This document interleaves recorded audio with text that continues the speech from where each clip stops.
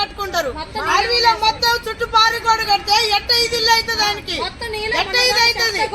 అది గవర్నమెంట్ అయితే మరి మాదిగ శ్మశానం అయితే మాకు ఇది నిరూపించి మాకు ఇది తెలియజేసి మాకు ఏదో న్యాయం చేయాలా. మాదిగ శ్మశానం అనేది చూపించి నిరూపించి మాకు న్యాయం చేయాలని మీడియాని కోరుకుంటాను. ప్రజా ఎంఆర్ఓ గారు వాళ్ళు వీళ్ళందరూ ఉన్నారు, అవన్నీ చేయాలా, ఇవన్నీ చూపించాలా. అవన్నీ మరి ఏంది నిజం ఏదో మాకు తెలవాలా. దీనికోసం మేము 3 ఏళ్ళు జైలు పోయాను సార్. దీనికోసం అడగకుండా మొత్తం గెట్లు పెట్టిపోయిండు. మరి ఎట్లా వచ్చింది ఎంఆర్ఓ గారు అంటే ఎంఆర్ఓ గారు అడగడా ఎవరిని అసలు ఎట్లా వచ్చింది ఇల్లు, ఎలాగొచ్చింది, ఎవరు భూమి, ఎక్కడ భూమి, ఎవరి ద్వారా వచ్చిండు, ఎవరేనా, ఏ ఊరు, ఎక్కడ.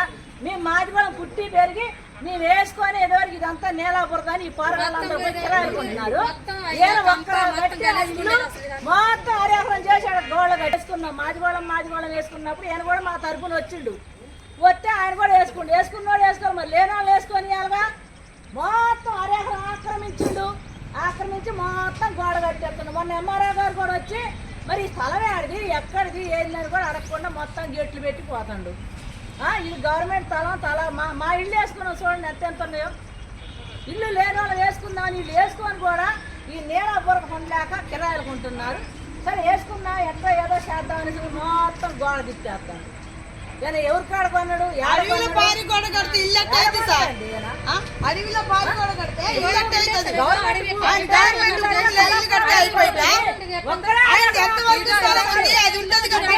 ఆయనకు ఉద్యోగం ఉందని ఆయన డబ్బులు నేను మొత్తం ఆయనదేనే కదా.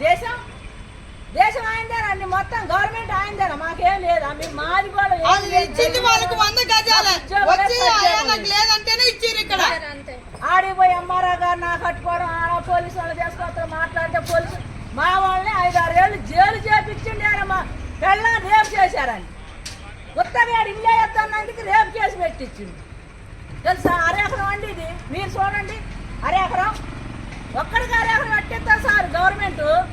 లేని వాళ్ళకి ఇది మా మాది శ్మశానం, ఇది శ్మశానం. ఏదంటే మాకు హక్కు ఉంటుంది చేసుకోవడానికైనా చేసుకోవడానికైనా మాకు ఇక్కడ మాకు అధికారం ఉంటుంది, మేము చేసుకోవడానికి మాకు అధికారం ఉంటుంది.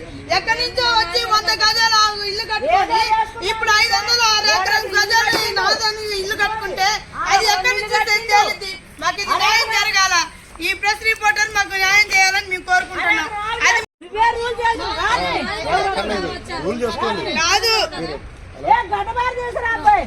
గడ్డపార తీసుకురా నువ్వు పోరాదమ్మా.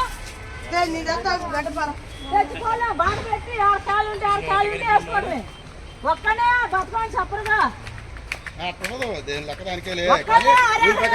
ఇప్పుడు మాదిగూడ శ్మశానం నేను మంగళాయన ఉద్యోగస్తులు వచ్చి ఒక్కడే వేసుకోయా, ఒక్కడే వేస్తాను అయితే సార్ అది మాట్లాడుకోండి. కానీ మరి శ్మశానం కాదు అసలు యాక్చువల్ గా 59 జీవోలో రెగ్యులర్ అయింది. 59 జీవో రెగ్యులర్ అయింది. రెగ్యులర్ అయిన వరకు మనకి అంటే శ్మశాన వాటికను కూడా ఇళ్ల కింద మార్చేసి ఇచ్చాడు అమ్మారు. ఇవన్నీ పట్టాలు ఇచ్చింది శ్మశాన వాటికి. శ్మశాన వాటికి నాకు తెలియదు. అవన్నీ ఇళ్ల స్థలాలు, నాకు ఇళ్ల స్థలాలు ఇచ్చారు. దాన్ని 59 జీవోలో కట్టుకొని రెగ్యులరైజ్ చేసుకున్నాం. ఎన్ని గజాలు ఇచ్చారు మీకు? మొత్తం 410 యాడ్స్, ముగ్గురు మనుషుల మీద 410. ముగ్గురికి 410. ముగ్గురు ఎవరెవరు? ముగ్గురు ఆ ఇల్లు ఒకటి, ఇది ఒకటి, ఇది ఒకటి. ఈ ఇంటికి వాళ్ళు ఎవరు ఉన్నారా?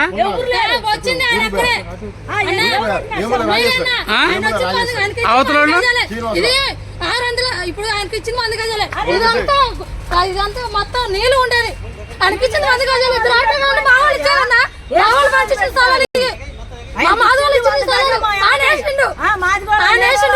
ఇది మా మాధవాళ్ళు మా వాళ్ళు ఇచ్చిన పొలాలు ఎవరు మొత్తం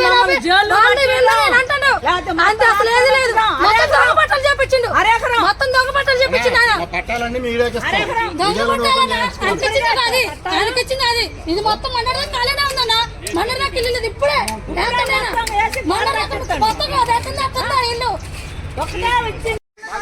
జీవోలో రెగ్యులర్ అయింది. మేము గవర్నమెంట్ కి 20 లక్షల రూపాయలు కట్టినాం. గవర్నమెంట్ తహసీల్దార్ గారు మాకు అద్దులు చూపించిపోయారు. ఆ 20 లక్షల రూపాయలకి గవర్నమెంట్ సమాధానం చెప్పాలి. మా అద్దుల ప్రకారం మేము ఇల్లు కట్టుకుంటున్నాం. మా దగ్గర ఒరిజినల్ డాక్యుమెంట్లు, రిజిస్ట్రేషన్ డాక్యుమెంట్లు ఉన్నాయి, కలెక్టర్ గారి ద్వారా వచ్చినాయి. ఇవన్నీ తీసుకొని మేము గవర్నమెంట్ ఆఫీస్కి వస్తున్నాం. ఏమన్నా గవర్నమెంట్ న్యాయం చేయాలి.